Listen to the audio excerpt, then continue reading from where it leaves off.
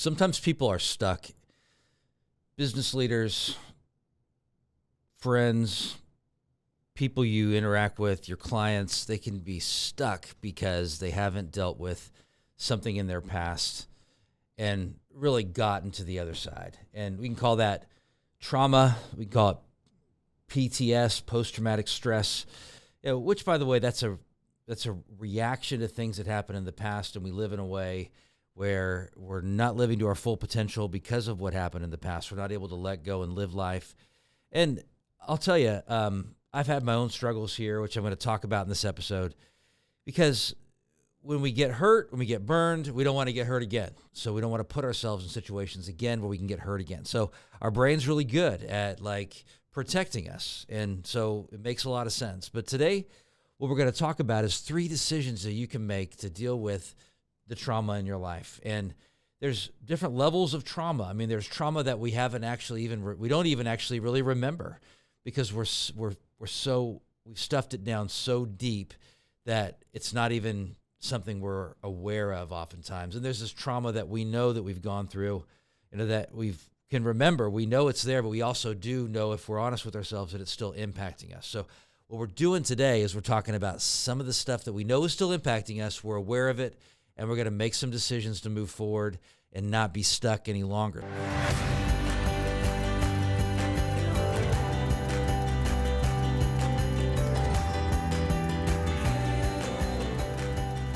So welcome to the Decide Your Legacy podcast. I'm your host, Adam Gragg. I have been a family therapist, a clinician for 27 years, started Decide Your Legacy in 2012. And what we do is we help leaders and their teams, we help businesses face the stuff that's holding them back so they can get unstuck and make long-term positive change. I mean, this whole business came out of my frustration with people wanting a surface-level Band-Aid fix, but not actually getting at the core and making long-term change. So we're in the business of making long-term change. That's my passion. That's what we do here. And by the way, I consider everybody a leader. If you have influence at wherever you go, you're a leader. So if you're 6 years old, you have the potential to be a leader. Everybody's a leader. So we're talking about 3 decisions that you can make when you do know that there's some kind of thing in your past that you've identified that's holding you back. So I recently had a client who told me that, and we talked about this, but that a rejection from years and years ago still holds him back from taking that step romantically. I had somebody tell me recently that a divorce from years and years and years ago was holding him back from connecting emotionally because he didn't want to get hurt again. So this happens a lot. We don't want to get hurt again. So one of the first decisions that you make is you're going to decide at some level. Now, this is going to sound very contradictory, but you're going to decide that positive thinking alone is not enough, because you've probably been told that if you just think about it differently, then you're going to be able to live differently. It's going to be able to overcome it. So one of the worst things we can do to somebody that you meet, or a friend or a family member, is to say things like, let's just say, for example, that they're struggling with the loss of a spouse. So they're grieving. They're feeling a lot of grief about it. And we tell them something like, you have so much to look forward to, or you're young, you're going to find somebody else, or you have all these good things in your life. And we tell them, out of our own discomfort, we try to comfort them by telling them and pointing out all these positive things in their life. But really what we're actually doing is making it worse. We're shaming them, because they in that moment are going to think, man, I'm really struggling here, and why am I struggling here when everybody else sees all these cool things that could happen in my life?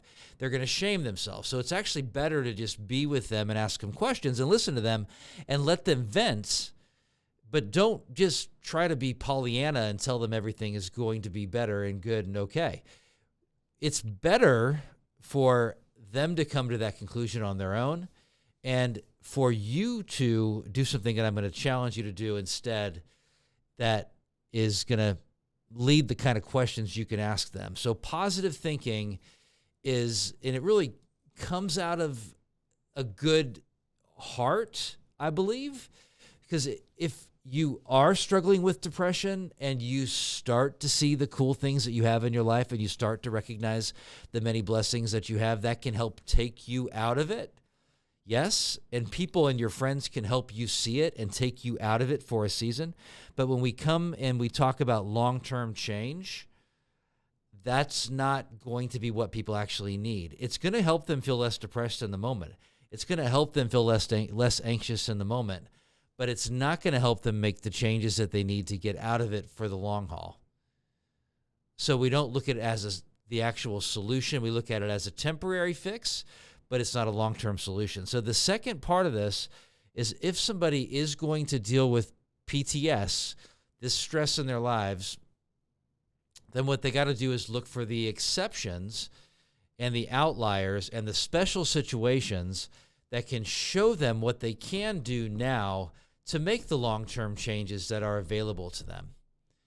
The outliers. So if somebody feels like really discouraged in their career, like they haven't done anything on their own. And by the way, a lot of people who have outward success, and a lot of this happens in family businesses, is they have inherited a lot of opportunities, but they haven't actually exercised it on their own.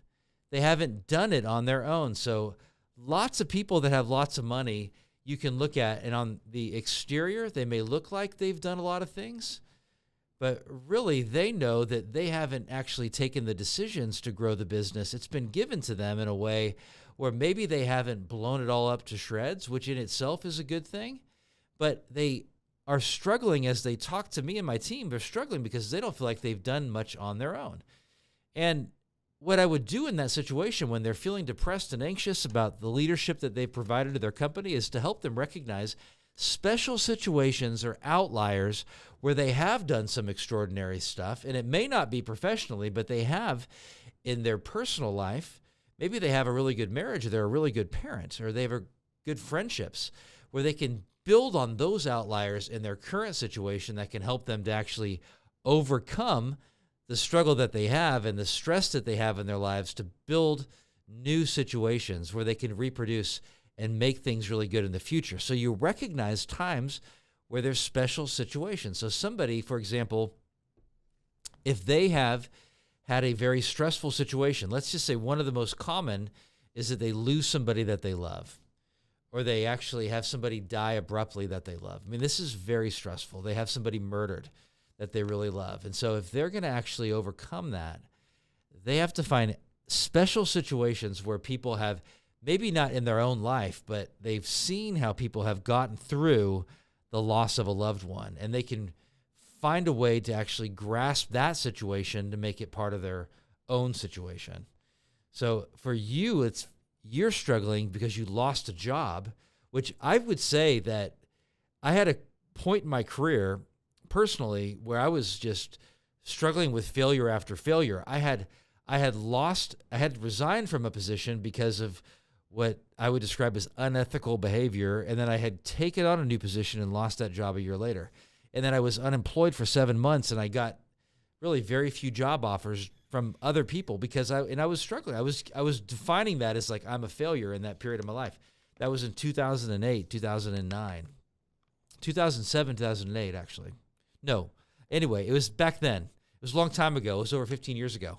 But what I had to do in order to have hope in my life was find these outliers where I had excelled in my career, where I had impacted other people, where I had actually put myself out there and done some things on my own that had made it helpful for other people, where I could build upon those situations in my life. Those were special circumstances telling me that I could do it, I could make it. So if you found this helpful, I've shared the first two things you can do to get over it and make progress with PT, with post-traumatic stress, with trauma.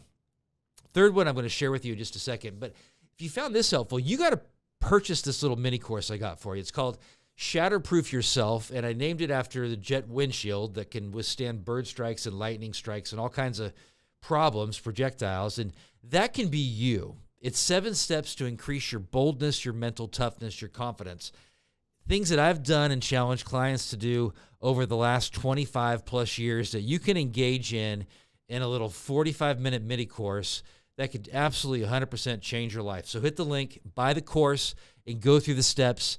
It's going to change your life. So the third step, decision you can make today is you can actually, after recognizing these outliers in your life, and after actually recognizing that positive thinking alone is not actually going to work, it's just keeping you stuck, you can start to change your behavior and do what you did before in these special situations. So you can be honest with yourself and tell yourself that in the past I've acted differently, and those are actually the good situations that I was in the past, and I can reproduce those situations in the past.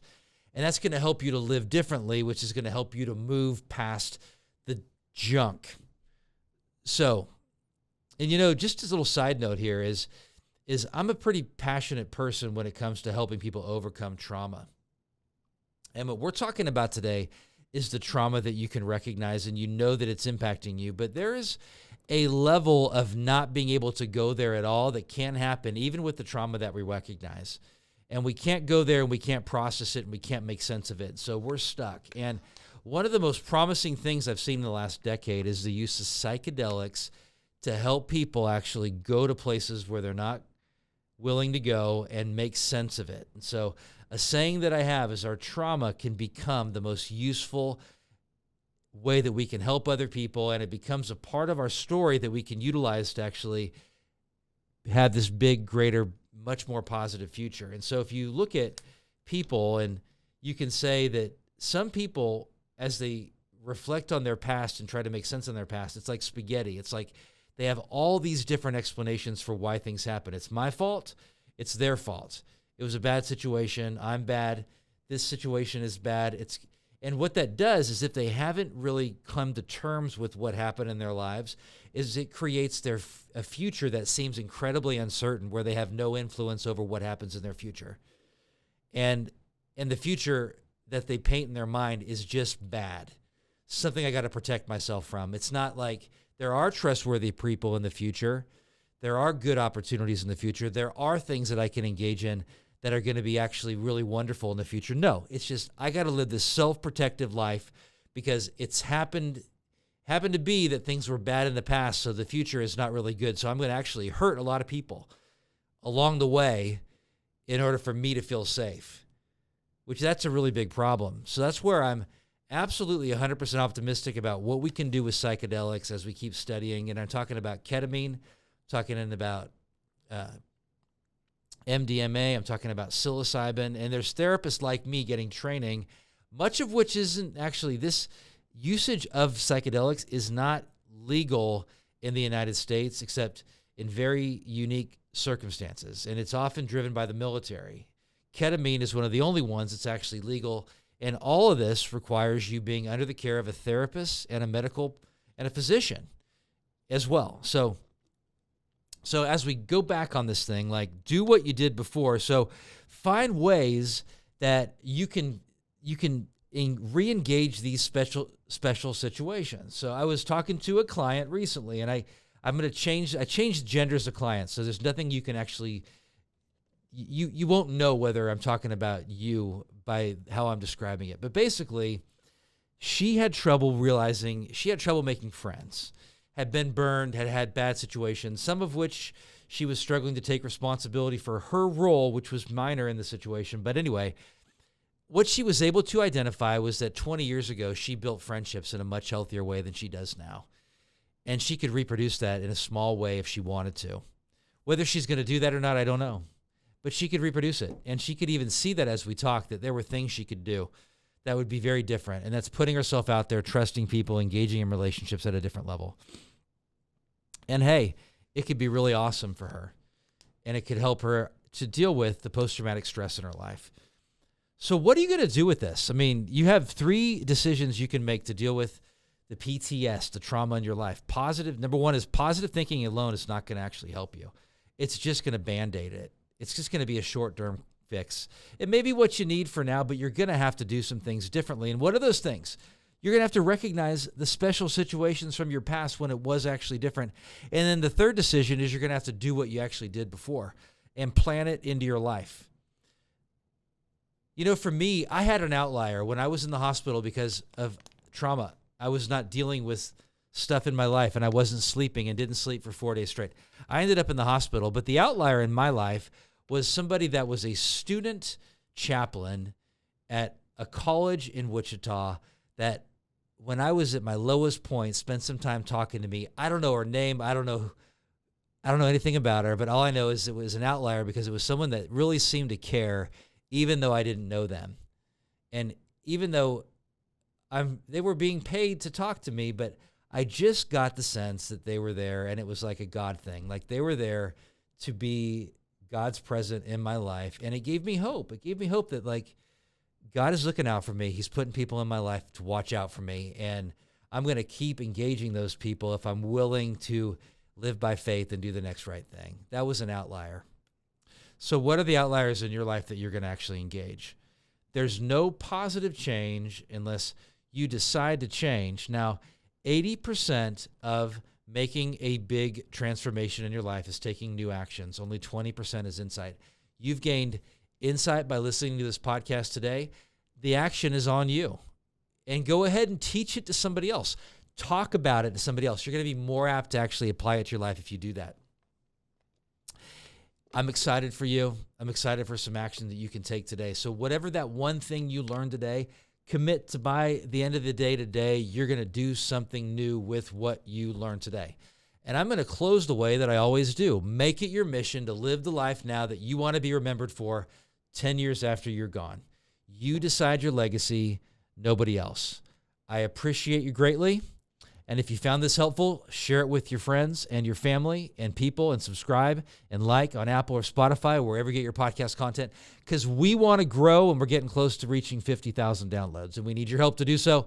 There's no positive change unless you decide to change. I appreciate you greatly, and I'll talk to you next time.